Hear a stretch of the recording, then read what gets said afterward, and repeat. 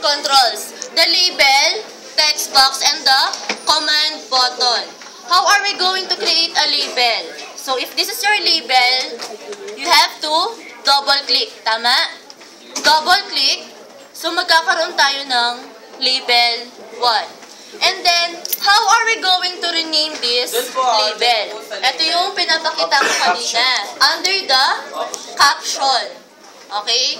So, papalitan natin si caption. Instead of label 1, we are going to write or type enter what? First number. First number. So, if you want to resize, pwede naman. Next. Do we still need another label? Yes. A label for the second number. So, another label by double-clicking. And then again, we have to rename. Tama? Under the caption, instead of label 2, we are going to change it into enter second number. Do we still need another label? Yes. For what? Sum. For the sum. So, another label. So, our third label is sum. So, dito madi-display yung answer or the sum because we are about to add two unknown numbers. Next. Are we done with the labels? Yes. What is the next step? Text box. We need the text box. For what? For the numbers. Why do we need a text box? Yes, Jay. Para po sa input Ako dyan, ako po. yung first number sa second. Okay. For the input of our numbers or data. So, same thing. If you are going to use these controls, double click. So, this time, we're going to add text box beside these labels. Excuse me, mag-announce na ako kanina. Baryon, tomorrow will be the Thailand for the National Achievement Test. So you have to be here 6:30 in the morning. Okay? Serious? Plus, Mahirap yun, sir. Wednesday, nat 6:30 din po ng umaga. Ayan, then bring copies, number 2. Okay? Mongol 2. Sir, mahirap yung gusto mo, sir. 6:30. Okay, next. O, balik tayo dito. 7:30 nga, di nakakapit. How many text box do we need? 3. We need 3 text box. So, double click. So, we have text 1. Tama? Text 1. kasi dyan. Ito sa text box. Ayan. Sir, ma'am, yung tatlo doon, ano yung mga... Yung label, Ito lang. These are the controls. Label, text box, and the command button.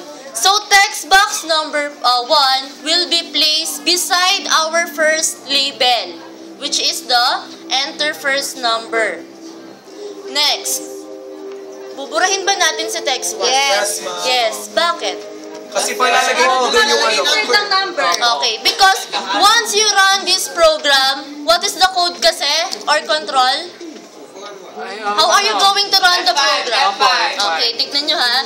If you are going to run this program, automatic meron siyang text 1. Eh, di ba dapat blank yan? Because we are going to input data. So, how are you going to erase this? So, click the text box, and then, pupunta tayo under. This time, take note ha. If you are dealing with label and command button, how are you going to rename them? Under the caption. But, kay text box, where are you going to rename it? Under kay Text. text. Nakuha? Label and command button, caption. Text box naman is under text. Ano lalagay natin? Ano lalagay natin kay text? Wala. Maglalagay ba tayong number? Variable. Wala. Wala. Kasi pag ni-run yan,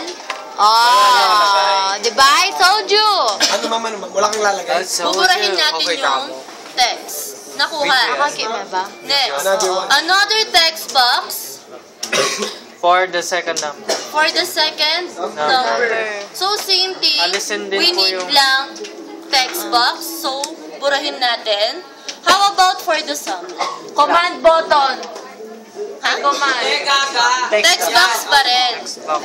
Dito madi-display yung sum. Sum. Ma'am, tatanggalin. So, same thing. Alisin ang text pa rin siya. Last. What is our Command last? button. Compute for sum. Or compute for sum. So, Command button. one command button for the sum or computation. So, under caption siya dahil command button. We're going to change or rename it into what? Compute for Sum. sum. Okay. If I'm going to run this program, if I'm going to enter two unknown numbers, kapag kinlik ko to, wala pa siyang function, di ba? Pero dapat, the goal of our program is, when you are going to click this command button, the Lalabas sum po or sa- the answer will appear sa here. sum. Nakuha. So, gawin natin yung code niya. Where are we going to write the codes? Double click. Double Where? Yung ano, comment. Yung Opo. Under the label, text box, or command button? Command button. So, double click. Tapos ano ma'am? Yung Form 1 ba? Back color? Do we need a background color? Yes, color B. What is our program or problem? Yung parang ipapagsam. We are about to add two unknown numbers. numbers. So, I have here DIM. What does DIM means? DIM is dimension. No? Para saan kaya sa dimension? DIM, sum as integer. So, click nyo lang si INT, meron ng lalabas. Who can explain what does this line means? Dimensions times. Anyone? Sige. Anong line, ma'am? para mag Ito, yung unang code natin, unang line. What does DIM or dimension sum as integer means? Para lumabas Sige, yung any number. idea lang. Para lumabas yung number. Kasi integer. Parang starter. Kasi integer siya, basta Number. number na ano. Sino si integer? Number. Yung mga Numbers. Yung enter first number. What is integer? Is it a data? Is it a Number. what? Numeric. Ano tawag sa kanya? Ay, Station. nakalimutan na si integer. Anong tawag kina? Integer, shortcut. string, byte, Data. or data what? Data type. Data type. So it simply means that in this line, we are declaring what kind of data type are we going to use. Nakuha. It simply means that variable sum is a or is an integer. Meaning, the value of sum is a number. It's not a string or word. Nakuha. Yes. Nakuha ba yung first line? Yes, This line, we declare what kind of data type is our variable. Whether it is a number or a word. Nakuha. Next, ano yung susunod na step? We need the formula. Tama? So, sum, tignan nyo ha, sum is equal to what? A plus. Sino yung pinagaan natin? Yung Enter variable, first number and second number. Paano natin ilalagay na first number plus second number? Ay, variable. Yung Paano si variable? A plus B. A plus B ba? Pwede nang pagbaliktad, di ba? In flowchart, ginagamit natin is sum is equal to A plus B. Pero paano dito sa actual na? Sum is equals to first number. Sino yung kailangan natin? Value of First. Tama? First Nakuha number. ba? We need the value of our text box number 1. What is the name of your text box? And wala. Saan nyo malalaman yung names? Ganito ha, listen. Click the text box and then, once it is selected, punta kayo sa pinakataas. Meron Next tayong one, nakikitang name. So, this is the name of your text box. Nakuha? Text 1 yan. How about this Text text two. box? What is the name of Text this two. text box? Text 2. Text 2. Meaning, to get the value of sum, Text we one need plus the text value one of of- text 1 added to the value of text 2. Text. So, balikan natin yung code. Bali, text 1 plus Sum. So sum is equal to text 1 plus text. value. Oh. Hindi value lalagay, val lang ha. It simply means this is the value. Value, open parenthesis, what? Value of what? Text 1. Text 1. Text 1, close parenthesis, what operator? Plus. So plus, Addition. since it is a addition, an addition, gawin natin siya ng plus sign. Value of text 1 will be added to where? Value of text 2. Value of Text text 2. So another value or val, open parenthesis, text 1, text 2. Tapos lalabas siya sa... Next. Lalabas siya sa ano sa... What is the next step? Yun po, maglilitaw na siya sa... Ay, What is the next step? Sum equals value. Saan siya lalabas? sa sum, ma'am. Sa sum. Sa sum. Bali text 3. What is the name of this text box? Text 3. Check natin muna yung name niya, ha? Text 3. text 3. Kung doon siya lalabas, so type nyo is text 3 is equal to what? Sum. Sum. Is equal to Sum. Do we have a value for sum? Yes, Yeah. because we already have a variable sum here. So type natin si sum. So let's try our program. So F5, let's say 10 and 1. So the answer is 11. 11. So kaya iba-ibahin mo naman. Nakuha. Kahit malalaking number. Anong lagay yung number nyo dyan? Mag-a-appear yan. Try Pause mo, mo, ma'am. no? Listen. Are the numbers given? No. Are the two numbers given? Hindi po, ma'am. Hindi sila, di ba? Mag-start. Pero listen, listen. What if I tell you, create a program that will add 5 and 5? Yun, ma'am. Palitan. Paano yung gagawin natin? Ano ma? Yun dun, ma'am. 5 and 5. Ano 5 and 5? Papalitan po yung ano, yung text. Anong gagawin natin? Papalitan po yung text ng 5. Okay. Kapag magde-declare kayo ng constant, di ba sabi natin, constant, hindi napapalitan yung value. So, ang gagawin nyo is, text 1 is equal to what? 5. Paano kasi sa string concatenation? Nasa loob ng double quotation. So, double quotation, 5. Meaning, you declare that text box number 1 has a value, has a specific value of 5. Nakuha. Tignan nyo yung mangyayari mamaya, ha? Text 2. Ibahin natin. Create a program that will add 5 and 3. So, ano lalagay natin? 3. Double quotation. Yan. And then, text 3 is equal to sum.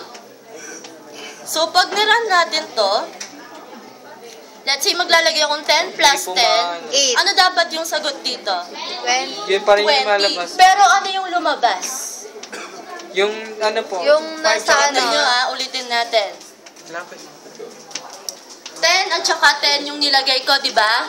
10 and 10. Kapag kinompute natin si sum, anong nangyari? 20. Yung Pero ma'am, sagot nakakopy po- yung text 1 and text 20, pero ano yung natira?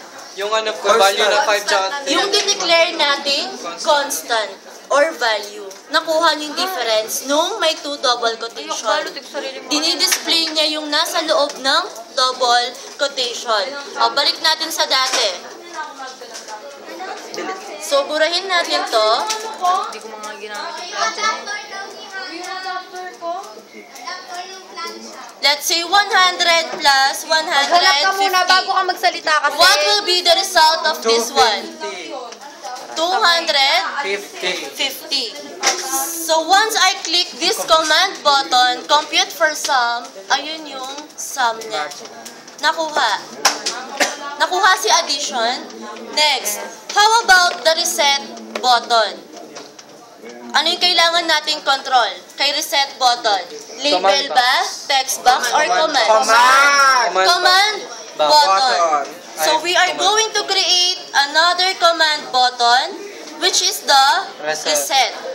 Saan tayo magre-rename? Yung caption. Caption po. Caption. Caption. So, rename natin si caption as reset. When you say reset, once you click this button, Mawawala lahat. automatic, it will clear all the text box, no? Yung content niya. So, let's try to do the code. Sino yung lalagyan natin ng code this time? Si reset button. So, si reset button, siya yung ida-double click. Saan yung nagbe-blink na cursor? Sa Yun po sa may pangalawa. gitna Eto. ng ano. Kaya, dito ilalagay yung code for reset. How are we going to reset this kaya? Clear. Try to think, paano kaya mabubura lahat? Clear all. Ano lalagyan natin? Clear all? May code po. Para mabura sa text 1, tignan nyo ha, kailangan natin si text 1 is equal to, ano dapat yung laman niya? Empty. Tama? How are we going to set an empty value? So you only have to use 2 double quotation. Ganyan lang. Wala siyang laman sa loob. Hello. How about, ano susunod? Text 2. Text 2. Quotation mark ulit. Text 2, meron bang value dapat? Wala. So, 2 double quotation. Sum. How about sa text 3? Ganun din, ma'am. Ganun din. Mabubura din dapat. So, text 3 is equal to 2 double quotation. Nakuha? So, let's try to run our program again. So, let's say 30 plus 40. Compute for sum, it is 70. And then reset, mabubura. Galing. Nakuha. Ganda. Nakuha ba si addition? So, kapag alam nyo na yung mga operations, M-dash, you can now create your own calculator. Yay. No? Ganyan, Ang ganyan gagawin yung nyo itsura din, ng calculus, sir. Ay, ma'am? ganito. Stop ko na. May mga number, ma'am. Mag-bye ka na. Bye. Ganda ko. Feeling. Bye.